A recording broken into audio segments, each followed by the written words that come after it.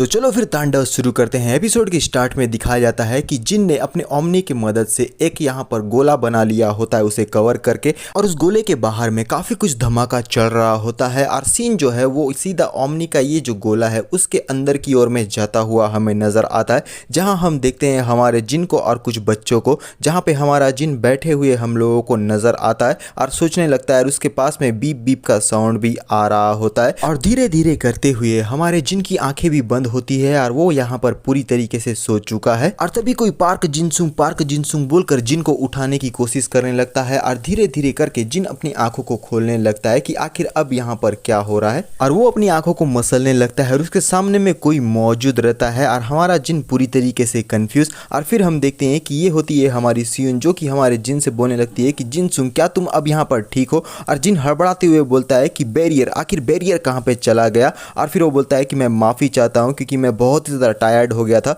इस वजह से ये सारी चीज़ें यहाँ पर हो गई है। और सियुन जिन के कंधे पर हाथ रखती है और वो बोलती है कि इस तरीके से बिहेव करना बंद करो, और कहती है कि तो ठीक है, तुमने बहुत ही हार्ड वर्क किया है, तो अब यहाँ पर सारी चीज़ें मैं संभालने वाली हूँ। और हमारा जिन काफ़ी ब्लश करने लगता है और वो बोलता है कि नहीं, मैं अभी बिल्कुल ठीक हूँ, मैं सारी चीज़ों को संभाल लूँगा। लेकिन सियुन बोलती है कि इस तरीके से यहाँ पर एक्ट करना बंद करो, हमें हर हालत में उस समय तक अपने आप को संभाल कर रखना होगा जब तक कि रीइंफोर्समेंट यहाँ पर नहीं पहुँच जाता, और इसके लिए मैं तुम्हारी अब मदद करने वाली हूँ। और फिर वो हमारे जिन के बालों को सहलाते हुए बोलती है कि ठीक है, अब तुम्हें थोड़ा सा नींद लेने की ज़रूरत है और तुम अच्छे से आराम कर लेना, और बहुत ही अच्छा काम तुमने अब तक किया है। और जिन बोलने लगता है लेकिन फिर भी यहाँ पर 1 घंटे में ये चीज़ें वापस से शुरू हो जाएगी। और हमारी सियुन चियो से बोलती है कि डॉटर, क्या तुम अपने परवर्टेड मर्डरस अंकल को यहाँ पर थोड़ा सा सुला सकती हो, क्योंकि इन्हें इसकी बहुत ही ज़्यादा ज़रूरत है। और चियो बोलती है ठीक है मदर, मैं ये चीज़ें कर देती हूँ। और जिन उनको मना कर रहा होता है ये सारी चीज़ों को करने के लिए,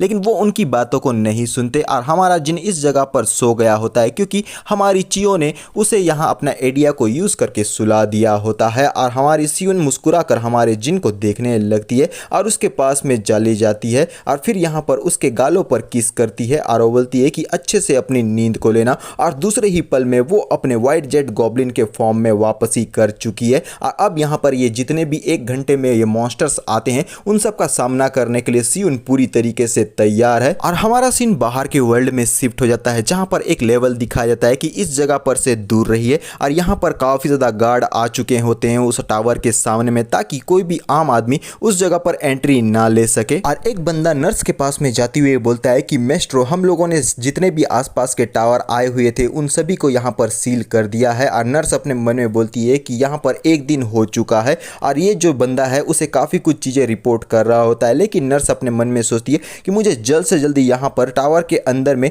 जिनसुंग के हेल्प के लिए कुछ ना कुछ तो करना ही होगा, क्योंकि ये जितने भी हमारे ट्रूप्स हैं ना वो यहाँ पर इस टावर को सील करने में पूरी तरीके से बिजी हो चुके हैं। तो यहाँ पर मुझे कोई दूसरा रास्ता निकालना होगा जिससे मैं हमारे जिनसुंग की मदद कर सकूं, क्योंकि इस टावर के बारे में कोई भी इंफॉर्मेशन हमारे पास नहीं है। इस वजह से हमारे जिनसुंग का जो सिचुएशन है वो बहुत ही ज़्यादा डरावना हो सकता है और वो आगे बढ़ गई होती है। सीन शिफ्ट होता है हान के पास, जहाँ पे वो बोलता है कि आप तो डॉक्टर है ना, आखिर आप यहाँ पे क्या कर रही है, क्योंकि वो हमारे हान से मदद मांगने के लिए आई है। तभी स्लीटाई बोलने लगता है कि हमें अपने कैप्टन को और उनकी फियोंसे को हर हालत में यहाँ पर सेव करना ही होगा, चाहे इसके लिए हम लोगों को कुछ भी करना क्यों ना पड़े। तो मैं यहाँ पर आपकी मदद करने के लिए पूरी तरीके से तैयार हूँ। और बायुन बोलने लगता है अपने सर को पकड़ के कि न्यूबी, तू अपना मुंह को बंद कर यार, आखिर तू किस तरीके की बकवासों को बोल रहा है, वो भी इस तरीके के मूवमेंट में। और तभी हमारी जुई बोलने लगती है कि मैं भी इस बात पे एग्री करती हूँ कि हमारे ये जो 2nd ईयर के लोग हैं वो बहुत ही ज़्यादा लाउड है, लेकिन फिर भी हम लोगों को उन्हें हर हालत में सेव तो करना ही होगा।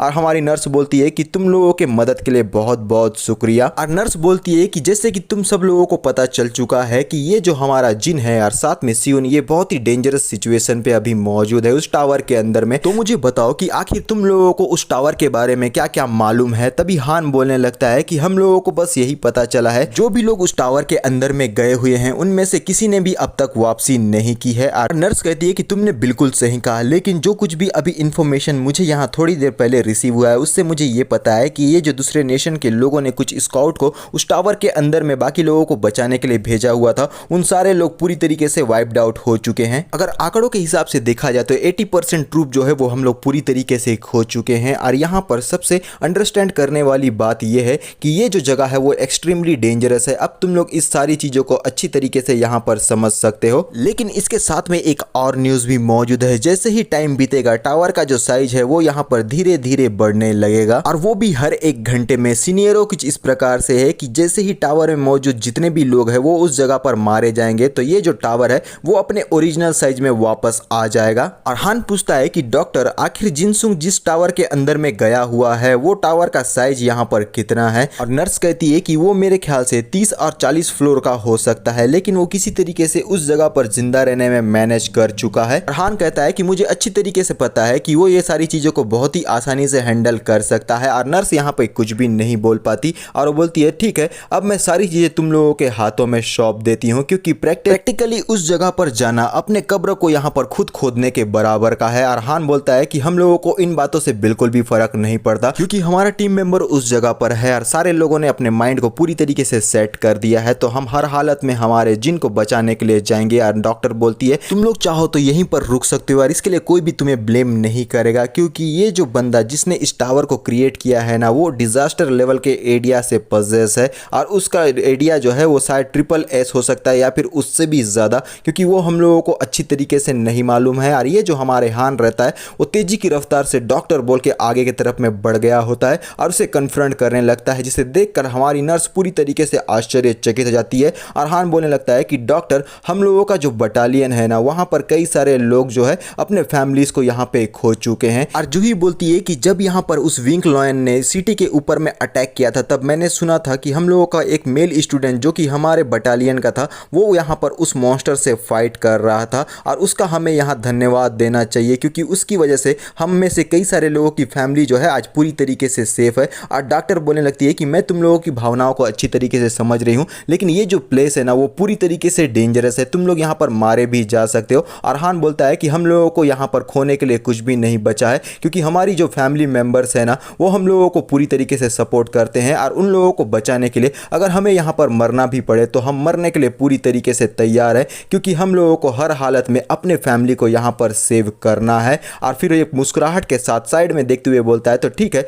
अब यहाँ पर हम पूरी तरीके से तैयार हैं आगे बढ़ने के लिए। डॉक्टर अपने मन में बोलती है क्योंकि इसे अब मैं हैंडल करने वाली हूँ तो सारी चीज़ें यहाँ पर अच्छी हो रही है, अगर अच्छी नहीं भी हो रही है तो मुझे यहाँ पर हर चीज़ों को बेहतरीन ढंग से करना ही होगा, ताकि मैं अपने किसी भी स्टूडेंट को इस जगह पर ना खोऊं। और ये सारे लोग आगे बढ़ गए होते हैं और गाड़ियों में बैठना शुरू कर देते हैं। और तभी बायोन आते हुए बोलता है कि अबे स्लिट आई, और स्लिट आई थोड़ा सा घूमकर हमारे बायोन को देखने लगता है और वो बोलता है कि आखिर आपको मुझसे क्या बात करना है सीनियर, हम लोग अभी फाइट में जा रहे हैं तो मेरे ख्याल से हम लोगों को साथ में मिलकर काम करना पड़ेगा। लेकिन बायोन बोलने लगता है कि आखिर वो बंदा कहाँ गया जो हमेशा हंसते रहता था। और स्लिट आई बोलने लगता है तो आप यहाँ पर सुंगवा के बारे में बात कर रहे हैं, लेकिन जहां तक मुझे पता है यहाँ पर इस मिशन पे तो हमारी बटालियन जा रही है ना अभी के लिए। और बायोन बोलने लगता है कि हाँ, मैं बस ऐसे ही पूछ रहा था, मैं जाके सार्जेंट हान से इसके बारे में पूछ लेता हूँ कि बाकी की ये जो बटालियन के लोग हैं वो हम लोगों के साथ में क्यों नहीं जा रहे हैं, क्योंकि ये काफी ऑड लग रहा है मुझे। सीन चेंज होता है जहाँ पे हमारा जिन घोड़े बेच के सो रहा होता है और कोई उसे बहुत ही जोर जोर से चिल्ला कर यहाँ पर जागने के लिए कहने लगता है।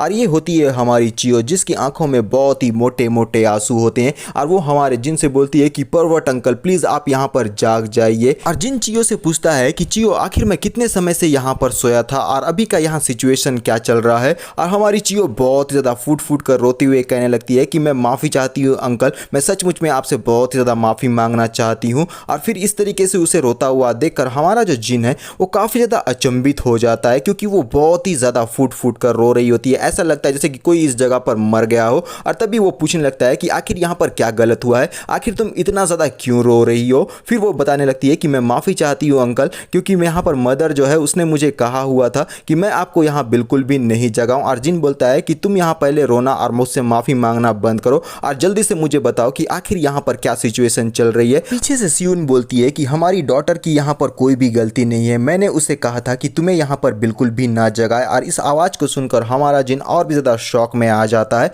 फिर तभी हम पीछे का नजारा देखते हैं जहां पर हमारी सियून ने बहुत ही फायर्ड अप तरीके से इन जितने भी मॉन्स्टर अब तक आ रहे थे उन सबको जान से मार दिया होता है, और वो पूरी तरीके से इंजर्ड और थकी हारी नजर आती है। और वो बोलने लगती है कि अगर तुम्हें कुछ भी यहाँ पर कहना है तो तुम यहाँ पर हमारी डॉटर को बिल्कुल भी नहीं कहोगे, क्योंकि मैं तुम्हें यहाँ पर जान से मार दूंगी। और हमारा जिन हमारी सियून को देखने लगता है और उसके कंडीशन को देखते हुए वो काफी अचंभित होती हुई बोलता है कि सियुन आखिर तुमने अपना ये क्या हाल बना लिया है, मुझे नहीं मालूम मैं कितने समय से यहाँ पर सोया हुआ था। और सियुन की हालत पूरी तरीके से खस्ती और सस्ती हो गई होती है और बेचारी खून में लथपथ हम लोगों को नजर आती है। जैसे ये हमारा जिन समय को देखता है यहाँ वो बोलता है कि 10 घंटे बीत चुके हैं। इसका मतलब ये है कि वो 10 घंटे से मुझे और साथ में इन बच्चों को यहाँ पर प्रोटेक्ट कर रही थी, वो भी बिना रेस्ट किए हुए। और हमारी जो सियुन रहती है वो यहाँ पर नीचे की तरफ में उतरती हुई हमें नजर आती है। और हमारा जो जिन है उसकी कंडीशन को देखने के बाद सीधा यहाँ पर चौंक जाता है, क्योंकि हमारी जो सियुन है अब वो इन जगहों पर फाइट नहीं कर पाएगी और उसका ये जो व्हाइट जेट गॉब्लिन का फॉर्म रहता है वो डिसअपेयर होना शुरू हो जाता है। और जैसे ही वो गिरती है हमारा जिन उसे सहारा देके गिरने से बचा लेता है।